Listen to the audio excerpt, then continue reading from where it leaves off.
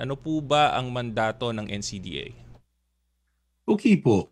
Si NCDA po was created by Republic Act Executive Order 709 as amended by Executive Order number 33.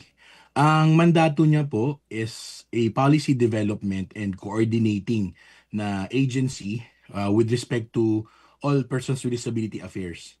So technically si NCDA po is the monitoring tool of the government with respect to the implementation of all disability laws. So, the NCDA is composed of 13 strong agencies of the government, chaired by our chairperson, none other than the good secretary of the DSWD, si Secretary Rex Gatchalian.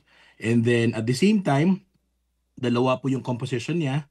Meron po siyang secretariat and meron po siyang mga board members. Yung 13 strong agencies is the board member and then yung secretariat po is kami yon sa NCDA headed by our executive director Glenda Dirilova po.